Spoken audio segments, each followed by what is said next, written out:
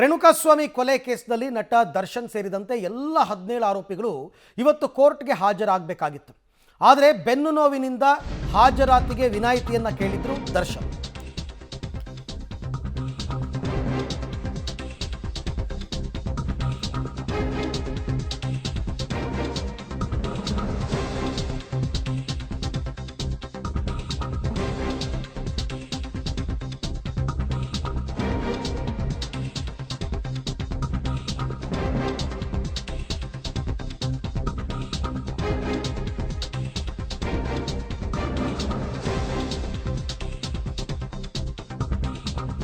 ರೇಣುಕಾಸ್ವಾಮಿ ಕೊಲೆ ಕೇಸಲ್ಲಿ ವಿಚಾರಣೆಗೆ ಇವತ್ತು ದರ್ಶನ್ ಗೈರಾಗಿದ್ದರು. ಹೀಗಾಗಿ ದರ್ಶನ್ ವಿರುದ್ಧ ಕೋರ್ಟ್ ಅಸಮಾಧಾನ ವ್ಯಕ್ತಪಡಿಸಿದೆ. ಈ ರೀತಿ ವಿಚಾರಣೆಗೆ ಗೈರಾಗೋದು ಸರಿಯಲ್ಲ ಅಂತ ಕೋರ್ಟ್ ಅಭಿಪ್ರಾಯಪಟ್ಟಿದೆ. ಬೆನ್ನು ನೋವಿನಿಂದ ಇವತ್ತು ವಿನಾಯಿತಿಯನ್ನು ಕೋರಿದ್ರು ದರ್ಶನ್.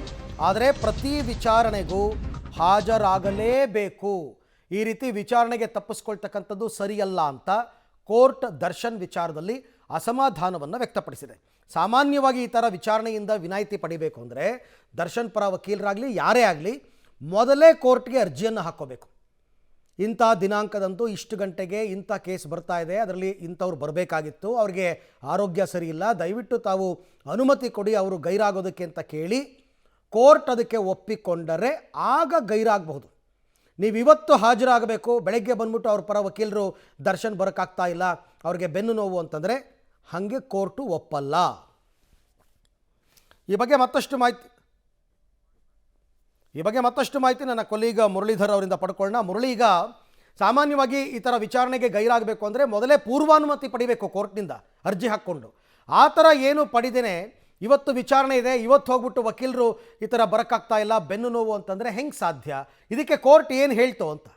ಅರವಿಂದ್, ಏನಂದರೆ ಪ್ರಮುಖವಾಗಿ ಈ ರೀತಿಯಲ್ಲಿ ಆರೋಪಿಗಳ ಹಾಜರಾತಿ ಏನಿರ್ತದೆ, ಹಾಜರಾತಿಯ ಸಂದರ್ಭದಲ್ಲಿ ಎಲ್ಲ ಆರೋಪಿಗಳು ಕೂಡ ಹಾಜರಾಗಬೇಕಾದಂಥದ್ದು. ಆದರೆ ಪೂರ್ವಾನುಮತಿಯನ್ನು ಪಡ್ಕೊಳ್ಳೋದಕ್ಕೆ ಯಾವುದೇ ರೀತಿಯ ಅವಕಾಶಗಳಿಲ್ಲ. ಈ ಸಂದರ್ಭದಲ್ಲಿ ಸಂದರ್ಭದಲ್ಲಿ ಪೂರ್ವಾನುಮತಿಯನ್ನು ಪಡ್ಕೊಳ್ಳುವಂಥದ್ದು ಅಂದರೆ ಎಕ್ಸಂಪ್ಷನ್ ಅಂತಲೇ ಕೇಳ್ತಾರೆ, ಅದಕ್ಕೆ ಎಕ್ಸಂಪ್ಷನನ್ನು ಕೇಳ್ಕೊಳ್ಳುವಂಥದ್ದು. ಇವತ್ತು ವಿಚಾರಣೆ ಇರುತ್ತೆ ಅವತ್ತು ವಿಚಾರಣೆಗೆ ಎಕ್ಸಂಪ್ಷನನ್ನು ಕೇಳ್ಕೊಳ್ಬೇಕಿರೋಂಥದ್ದು. ಆದರೆ ಇವತ್ತು ಕೇಳ್ಕೊಂಡಂಥ ಸಂದರ್ಭದಲ್ಲಿ ಅದಕ್ಕೆ ಸಂಬಂಧಪಟ್ಟಂತೆ ಕೋರ್ಟ್ ಕೂಡ ಒಂದಷ್ಟು ಅಸಮಾಧಾನವನ್ನು ವ್ಯಕ್ತಪಡಿಸಿರೋಂಥದ್ದು. ಯಾಕೆಂದರೆ ಜಾಮೀನನ್ನು ಕೊಡುವಂಥ ಸಂದರ್ಭದಲ್ಲಿ ಪ್ರತಿ ವಿಚಾರಣೆಗೂ ಕೂಡ ಕೋರ್ಟ್ನ ಮುಂದೆ ಹಾಜರಾಗ್ತೀನಿ ಅಂತೇಳಿ ಷರತ್ತುಗಳನ್ನು ವಿಧಿಸಿರ್ತಾರೆ. ಆ ಷರತ್ತುಗಳನ್ನು ನೀವು ಉಲ್ಲಂಘನೆ ಮಾಡ್ದಂಗೆ ಆಗುತ್ತೆ. ಯಾಕೆಂದರೆ ಇದು ಪ್ರಾಥಮಿಕ ಹಂತದಲ್ಲಿ ಈ ರೀತಿ ಆಗುವಂಥದ್ದು. ಯಾಕೆಂದರೆ ಕೆಲವೊಂದು ಆರೋಪಿಗಳು ಏನು ಮಾಡ್ತಾರೆ, ಪ್ರತಿ ಬಾರಿಯೂ ಕೂಡ ಪ್ರತಿ ವಿಚಾರಣೆ ಸಂದರ್ಭದಲ್ಲೂ ಕೂಡ ಅನಾರೋಗ್ಯದ ನೆಪ ಮತ್ತು ಬೇರೆ ಬೇರೆ ವಿಚಾರಗಳ ನೆಪವನ್ನು ಒಡ್ಡಿ ಅವರು ವಿಚಾರಣೆಗೆ ಹಾಜರಾಗುವಂಥ ಸಾಧ್ಯತೆಗಳು ತೀರಾ ಕಡಿಮೆ ಆಗ್ತಿರ್ತದೆ. ಪದೇ ಪದೇ ಅದನ್ನು ದುರುಪಯೋಗ ಪಡಿಸ್ಕೊಳ್ಳುವಂಥ ಪ್ರಯತ್ನಗಳನ್ನು ಮಾಡ್ತಿರ್ತಾರೆ.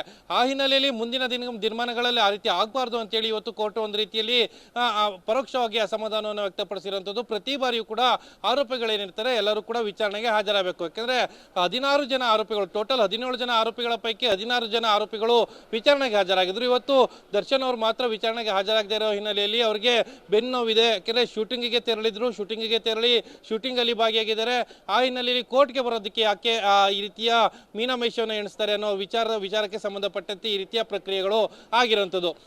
ಏನಂದರೆ ನೆಕ್ಸ್ಟ್ ಮುಂದಿನ ಮೇ 20ನೇ ತಾರೀಕು ವಿಚಾರಣೆ ಏನಿದೆ ಆ ವಿಚಾರಣೆಗೆ ಹಾಜರಾಗಬೇಕು, ಕೋರ್ಟ್ಗೆ ಹಾಜರಾಗಬೇಕು ಅಂತೇಳಿ ಕೂಡ ಈಗ ಕೋರ್ಟ್ ಸೂಚನೆಯನ್ನು ಕೊಟ್ಟಿರುವಂಥದ್ದು. ಅರವಿಂದ್, ಓಕೆ, ಹಾಗೆ ಸಂಪರ್ಕದಲ್ಲಿರಿ ಮುರಳಿ. ಮತ್ತೆ ನಿಮ್ಮ ಜೊತೆ ನಾನು ಮಾತನಾಡ್ತೀನಿ. ಒಟ್ಟಾರೆ ದರ್ಶನ್ಗೆ ಮತ್ತೆ ಬೆನ್ನು ನೋವು ಕಾಣಿಸ್ಕೊಂಡಿದೆ, ಹಾಗಾಗಿ ಅವರು ಇವತ್ತು ವಿಚಾರಣೆಗೆ ಹಾಜರಾಗಿಲ್ಲ ಅಂತಕ್ಕಂಥದ್ದು ಅವರ ಪರ ವಕೀಲರ ವಾದ.